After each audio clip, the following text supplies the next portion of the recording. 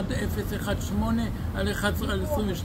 תיק בבית משפט ענייני משפחה חדרה, השופטת הדס כהן. תודה. רגע, עכשיו קצבת הנכות שלך, מי לוקח לך אותה? העמותה לוקחת את הקצבת נכות, ואני מקבל 900 שקל בחודש, ואני לא מקבל כלום אני לא מקבל, שכירות אני לא מקבל. עכשיו איפה אתה גר?